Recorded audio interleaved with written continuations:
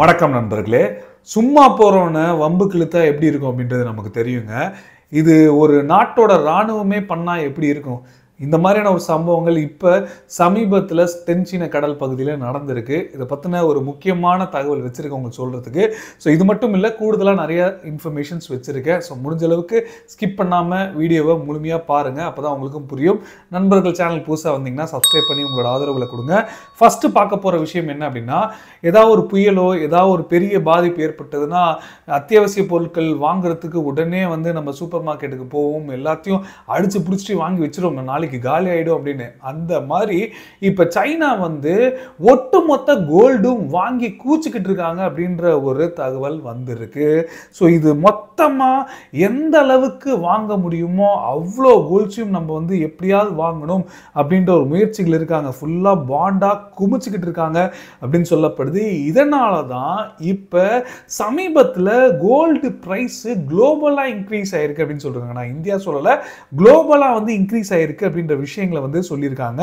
So இது மொத்தமா சீனா ஏதோ ஒரு திட்டங்கள் போட்டு தான்ப்பா செயல்படுத்திட்டு இருக்காங்க.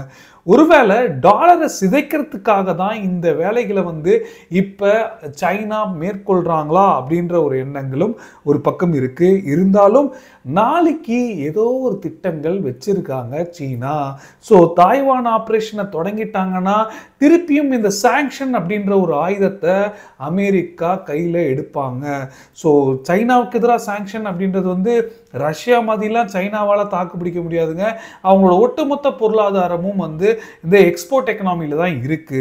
ஸோ இதை தெரிஞ்சுக்கிட்டு தான் ஆயிலை கூட அவங்க ப்ரொடக்ஷன் பண்ணால் அவங்க எடுத்து வச்சுக்கலாம். நாளைக்கு ஆயில் சப்ளை கூட அடிபட்டு போச்சுன்னா என்ன ஆகும்ன்ற ஒரு பயத்தில் தான் கோல்டு பாண்டா வாங்கி குமிச்சுக்கிட்டு இருக்காங்க அப்படின்னு சொல்லப்படுது. இது ஒரு வெப்பனா அமெரிக்காவுக்கு எதிராக பயன்படுத்துறதுக்காக தான் இப்படி குமிச்சுக்கிட்டு இருக்காங்க அப்படின்னு சொல்றாங்க.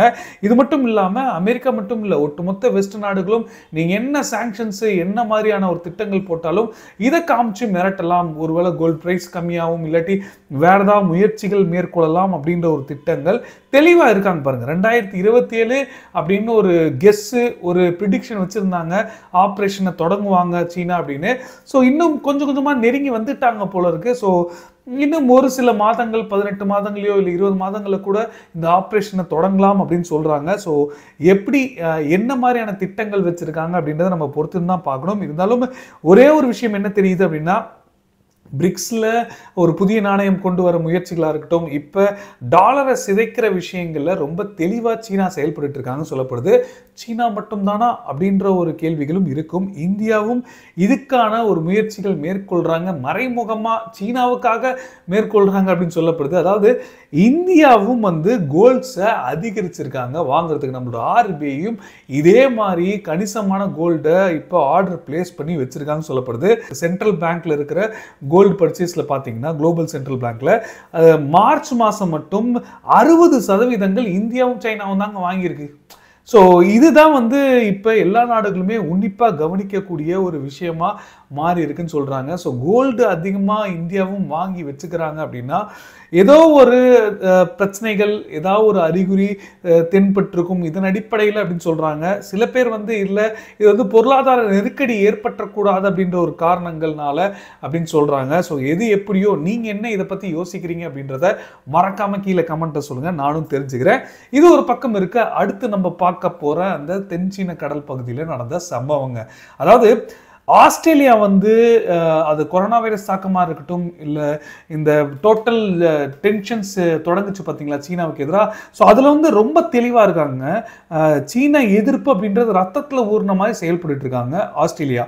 சமீபத்தில் ஒரு சில மாதங்கள் எடுத்துக்கலாம், 1 or 2 months பிஃபோர் சரி ஓகே டிப்ளமேட்டிக் ஃபேஸ் ஆஃப் நிறைய இருக்கு, எங்க பார்த்தாலும் பிரச்சனையா இருக்கு, இவங்ககிட்ட சொன்னது அங்க சொல்றது, அங்க சொல்றது இங்க பிரச்சனையா இருக்கு, நீ ஒரு ஸ்டேட்மெண்ட் விடுற, நான் கேட்டா அழிச்சிருவோம் ஒட்டுமொத்த ஆஸ்திரேலியான்னு பதில் சொல்ற, இதெல்லாத்தையும் கொஞ்சம் நிறுத்திட்டு நம்ம இயல்பான ஒரு பைலேட்டரல் ரிலேஷன்ஷிப்பை தொடங்குவோம். ஸோ விட்டுரு, நீ பேசுனதை விட்டுரு, நான் பேசுனதை விட்டுரு அப்படின்னு தொடங்கிட்டாங்க. ஒரு 2-3 மாசமா ஆஸ்திரேலியாவுக்கும் சைனாவுக்கும் பேச்சுவார்த்தைகள் அப்படின்றது சுமூகமாக இருந்தது.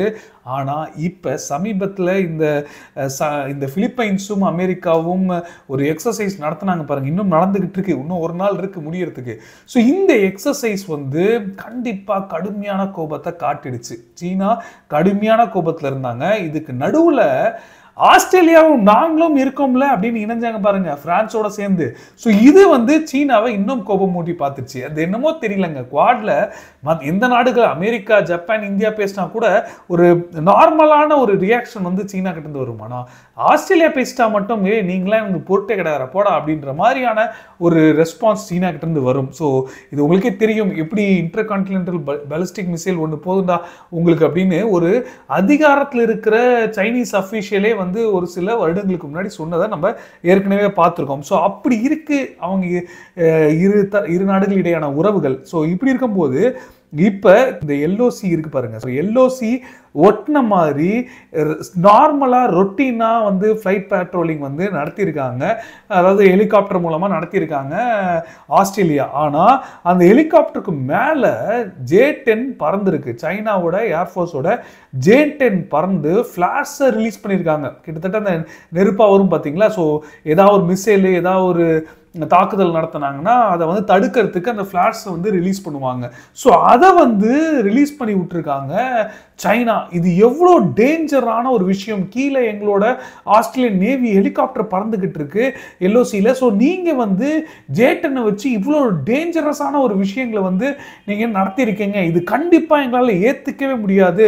ரொம்ப ஸ்ட்ராங்கான ப்ரொட்டஸ்ட் வந்து சீனாவுக்கு எதிராக ஆஸ்திரேலியா வச்சிருக்காங்க. அதுவும் பிஎம் ஆண்டனி ஆல்பன்சியே வந்து டைரக்டா இதை பத்தின ஸ்டேட்மெண்ட் விட்டுருக்காரு. இன்னைக்கு என்ன சொல்லியிருக்காரு அப்படி பார்த்தீங்கன்னா, அதாவது கண்டிப்பா ஆஸ்திரேலியன்ஸ் இதை மறக்க மாட்டாங்க. சீனா ஆஸ்திரேலியன்ஸுக்கு ஒவ்வொரு குடிமகனுக்கும் நீங்க பதில் சொல்ல வேண்டிய ஒரு கட்டாயம் இருக்கு. நீங்க இந்த அளவுக்கு டைஸை வந்து இம்ப்ரூவ் பண்ணணும் அப்படின்ற ஒரு முயற்சிகள் இருக்கும்போது இந்த மாதிரியான சம்பவங்கள் பண்ணி நீங்க மேலும் உறவுகளை வந்து பாதிப்பு ஏற்படுத்துறீங்க அப்படின்ற மாதிரியான ஒரு எதிர்ப்பு கடிதத்தை, அதாவது அறிக்கையை வந்து இப்ப ஆஸ்திரேலியாவோட பிஎம் ஆண்டனி ஆல்பன்சி வந்து விட்டுருக்காரு. ஸோ இந்த ஸ்டேட்மெண்ட் வந்து எந்த அளவுக்கு முழுமையா படிச்சீங்கன்னா உங்களுக்கு தெரியும் எந்த அளவுக்கு ஒரு குமரல்களும் இது எவ்வளோ ஒரு டேஞ்சரஸான ஒரு மூவை வந்து இப்போ சைனா பண்ணியிருக்காங்க அப்படின்ற விஷயங்களை வந்து அவர் தெரிவிச்சிருக்காரு.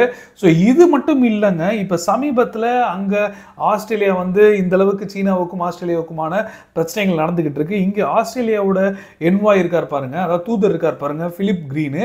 ஸோ இவர் சமீபத்தில் என்ன விஷயங்கள் சொல்லியிருக்காரு அப்படி பார்த்தீங்கன்னா, அதாவது ஜெய்சங்கர் அவர்களோட இந்த ஒரு முக்கியமான மீட்டில் வந்து பேசும்போது அவர் சொல்லியிருக்காரு, அதாவது இந்தியாவை வந்து கண்டிப்பாக இந்தியாவை வந்து எங்களால் தவிர்க்க முடியாத ஒரு சக்தி. ஸோ எங்களோட பேலன்சிங் ஆக்டுக்கு வந்து என்றைக்குமே இந்தியாவை நாங்கள் இக்னோர் பண்ண மாட்டோம். India is part of our plan அப்படின்னு போட்டிருக்காரு. அது மட்டும் இல்லாமல் இந்த குவாட் மெம்பர்ஷிப்பை வந்து நீங்கள் எக்ஸ்பேண்ட் பண்ணுவீங்களா? இப்போ பிலிப்பைன்ஸ் வேற வந்திருக்காங்க. ஸோ இன்னும் நிறைய நாடுகள் இணையத்துக்கு விருப்பம் தெரிவிக்கிறாங்க. ஸோ இப்படி இருக்கும்போது குவாட் எக்ஸ்பேண்ட் பண்ணுவீங்களா அப்படின்னு கேட்டதுக்கு அவர் சொல்லிருக்காரு, குவாட் இஸ் அ குவாடுன்றது 4 தான். ஸோ அந்த 4 மெம்பர்ஷிப்லேருந்து என்றைக்கும் மாற போகிறதில்லை, இது என்றைக்குமே அப்படியே தான் இருக்க போகுது. இன்னொரு பெரிய கூட்டணி வரும்போது பார்த்துக்கலாம் அப்படின்னு சொல்லிட்டாரு. அது இந்த குவாடோட இணைப்பாங்க அப்படின்னு சொல்ல முடியாது, அது ஒரு தனி கூட்டணியாக தான் இருக்கும் அப்படின்னு சொல்லியிருக்காரு. ஸோ இது மட்டும் இல்லாமல் இந்தியா வந்து ஒரு வளர்ந்து வர பொருளாதாரம் கொண்ட ஒரு நாடாக இருக்குது. ஸோ இந்த பொருளாதாரத்தில் எங்களோட நிறுவனங்களும் எங்களோட அரசாங்கமும் நெருக்கமாக இந்தியாவோட ஈடுபட்டு வந்துக்கிட்டு இருக்கோம் அப்படின்ற விஷயங்களும் அவர் தெரிவிச்சிருக்காரு. ஸோ கண்டிப்பாக இந்தியாவோட எக்கனாமிக் க்ரோத்து எங்களுக்கும் ஒரு நல்ல விஷயமா தானப்பா அமைய போகுது அப்படின்னு அவர் சொல்லியிருக்காரு. ஸோ கண்டிப்பாக ஆஸ்திரேலியாவுக்கும் இந்தியாவுக்குமான உறவுகளில் பெரிய மாற்றம்லாங்க வரலங்க. ஏதோ இந்த ஸ்பைஸ் வந்து 2 பேரை கண்டுபிடிச்சிட்டாங்க, இந்தியா பார்த்தியா சர்வதேச லெவலில் எந்த அளவுக்கு மற்ற நாட்டில் போய் இப்படி ஒரு வேலைகளை பார்க்குறாங்க அப்படின்ற மாதிரியான ஒரு சில ஆர்டிகல்ஸு இந்த பாகிஸ்தான் ஊடகங்கள், சைனீஸ் ஆதரவாக இருக்க ஊடகங்களை போட்டுக்கிட்டு தான் இருந்தாங்க. ஆனால் ஆக்சுவலாக ஃபேக்ட் பார்த்திங்கன்னா இதனால் ஒரு அரசாங்க ரீதியாக, அதாவது ராஜாங்க ரீதியில் எந்த ஒரு மாற்றங்களும் ஏற்படலை. அதுதான் வந்து நான் தெளிவுபடுத்திக்கிறேன். இது மட்டும் இல்லை, இப்போ சமீபத்தில் நம்ம ஜி ஜின்பிங் அவர்கள் வந்து டேமேஜ் கண்ட்ரோல் பண்ணுறதுக்கான ஒரு பயணம் மேற்கொண்டிருக்காரு யூரோப்புக்கு, பிரான்ஸுக்கு போயிருக்காரு. அதாவது ஒட்டுமொத்த யூரோப் நாடுகளும் வந்து ஒரு காலத்தில் யூரோப்னால தான் அவங்க வந்து பெரிய மார்க்கெட்டே வந்து அவங்களுக்கு ஆக்சஸ் கிடச்சிது.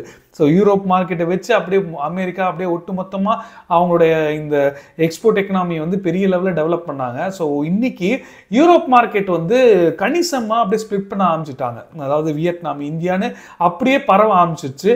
ஸோ இதனால செக்டர் ஓரியன்டாக வேற இப்போ பார்த்தீங்கன்னா ஃபேஷனில் இந்த ஃபுட்வேர்லாம் எடுத்துக்கிட்டீங்கன்னா பங்களாதேஷ் கிட்ட கூட அவங்க நிறுவனங்கள் நிறைய டைப் வச்சிருக்காங்க யூரோப்லேருந்து.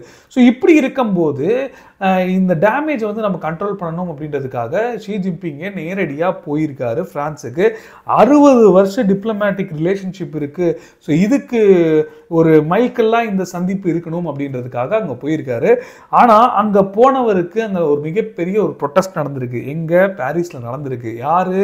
டிபெட்டியன்ஸ் நடத்தியிருக்காங்க. ஸோ டிபெட்டியன்ஸ் வந்து ஃப்ரீ டிபெட்ன்ற ஒரு கோஷங்களை எழுப்பியிருக்காங்க பாரிஸ் ரோட்டில்.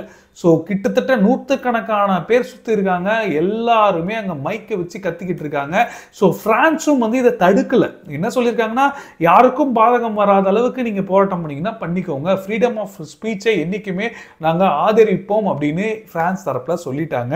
ஆனால் அவரோட வருகையப்போ இருக்கிற இந்த டிராஃபிக் வயலேஷன் வேறு ஏதாவது பிரச்சனைகள் மட்டும் கண்டிப்பாக அதை அட்ரஸ் பண்ணி தான் ஆகணும்ன்றதுக்காக அங்கே ஒரு சில மெஷர்மெண்ட்ஸும் எடுத்திருக்காங்க. ஆனால் இப்போதைக்கு இந்த ஃப்ரீ டிபெட் அப்படின்றது வந்து ஒரு சாதாரண ஒரு கோஷமாக நம்ம எடுத்துகிட்டு போக முடியாதுங்க. ஏன்னா இன்னைக்கு இருக்கிற உங்களுக்கு வந்து பெருசாக தெரிஞ்சிருக்காது. ஆனால் 50 வருடங்களுக்கு பிறகும் இந்த அளவுக்கு இந்த டிபெட் பிரச்சனைகளை வந்து இன்னும் வெளிநாட்டில் பத்திக்கிட்டு எரியுதே அப்படின்னு சீனர்களுக்கு இருக்க தான் செய்யும். ஸோ அப்படி இருக்கும்போது இன்னும் ஒரு எத்தனை ஆண்டுகள் எடுத்தாலும் இது கண்டிப்பாக ஒவ்வொரு காலகட்டத்துக்கு ஏற்ற மாதிரி சீனாவுக்கு எதிரான போராட்டங்கள் இருக்க தான் போகுது. அது பிரான்ஸாக இருக்கட்டும், இல்லை உலகத்தில் எந்த மூலையில் இருக்கட்டும். ஸோ இதுக்கு எப்படி வந்து ஒரு மாற்றங்கள் வரப்போகுது, இதுக்கு என்ன இந்த ஓலை லீக்கேஜை அடைக்கிறதுக்கான விஷயங்கள் என்ன சீனா நடத்த போகிறாங்க அப்படின்றது தான் நம்ம பொறுத்திருந்து பார்க்கணும். ஸோ இது வந்து இன்னைக்கு நான் உங்களுக்கு முக்கியமாக சொல்லணும்னு நினச்ச ஒரு தகவல். கண்டிப்பாக உங்களுக்கு இந்த தகவல் பிடிச்சிருக்குன்னு நம்புகிறேன். ஸோ பிடிச்சிருந்தா நீங்களும் உங்கள் ஃப்ரெண்ட்ஸ் கிட்ட ஷேர் பண்ணுங்கள். அதே மாதிரி உங்களுக்கு இதை தவிர வேறு ஏதாவது கருத்துக்கள் இருந்தாலோ, இல்லை நீங்கள் ஏதாவது சொல்லணும்னு ஆசைப்பட்டாலோ எந்த ஒரு தயக்கமும் வேண்டாம், தாராளமாக கீழே கமெண்ட்டை சொல்லுங்கள். இல்லாட்டி டேரெக்டான மெசேஜ் பண்ணி சொல்லுங்கள். இன்ஸ்டாகிராம் லிங்க் வந்து டிஸ்கிரிப்ஷனில் கொடுத்துருக்கேன். கண்டிப்பாக உங்கள் மெசேஜுக்கு நான் ரிப்ளை பண்ணுறேன். ஸோ கடைசி வரைக்கும் இந்த வீடியோ பார்த்த அனைவருக்கும் நன்றி. ஜெய்ஹிந்த். பாய்.